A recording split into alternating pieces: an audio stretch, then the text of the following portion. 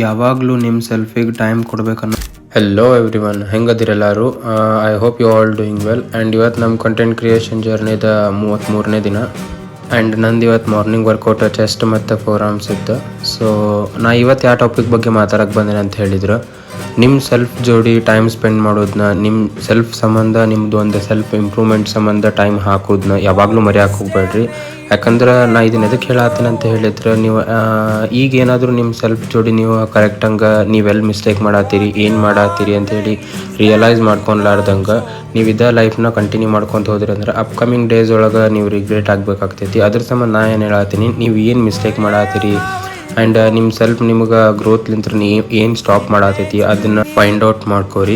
ಎಲ್ಲರೂ ಅವ್ರವ್ರ personal life ಒಳಗೆ ಅವ್ರವ್ರದ್ದು ಪರ್ಸ್ನಲ್ ಪ್ರಾಬ್ಲಮ್ ಒಳಗೆ ಬ್ಯುಸಿ ಇರ್ತಾರೆ. ಬಟ್ ಹಂಗೆ ಅಂಥೇಳಿ ಡಸಂಟ್ ಮೀನ್ ನೀವು ನಿಮ್ಮ ಸೆಲ್ಫ್ ಸಂಬಂಧ ಟೈಮ ಕೊಡಬಾರ್ದು, ನೀವು ನಿಮ್ಮ ಸೆಲ್ಫ್ ಜೋಡಿ ಮಾತಾಡಬಾರ್ದು, ನೀವು ಇದ್ದ ಸಿಚುವೇಶನ್ ಒಳಗೆ ಇರ್ಬೇಕಂತೇಳಿ ಅಲ್ಲ. ಎಲ್ಲರ ಲೈಫ್ ಒಳಗೂ ಒಂದು ಬ್ಯಾಡ್ ಥಿಂಗ್ ಹ್ಯಾಪನ್ ಆಗಿರ್ತೈತಿ. ಆ್ಯಂಡ್ ಈಗ ಅವ್ರದ್ದು ಏನಾದರೂ ಸಮಥಿಂಗ್ ಬ್ಯಾಡ್ ಡೇಸ್ ನಡೀತಿರ್ತಾವೆ. ಬಟ್ ಹಂಗಂತೇಳಿ ನೀವು ಅದ್ರೊಳಗೆ ಕುಂತ್ರಿ ಅಂದ್ರೆ ನೀವು ಇನ್ನೂ ಅದ ಝೋನ್ ಒಳಗೆ ಇದ್ಕೊಂಡು ನಿಮ್ದು ಒಂದು ಸೆಲ್ಫ್ ಇಂಪ್ರೂವ್ಮೆಂಟ್ನ, ನಿಮ್ದು ಒಂದು ಸೆಲ್ಫ್ ಕೇರ್ನ ಆ್ಯಂಡ್ ನಿಮ್ಮ ಸೆಲ್ಫಿಗೆ ನೀವು ಹೆಂಗೆ ಲವ್ ಮಾಡ್ಬೇಕು ಅನ್ನೋದನ್ನ ನೆನಪಾರ್ಬಿಡ್ತೀರಿ. ಸೊ ಅದ್ರ ಸಂಬಂಧ ಆ ಮಿಸ್ಟೇಕ್ ಮಾಡ್ಕೊಳಕ್ಕೆ ಹೋಗ್ಬೇಡ್ರಿ.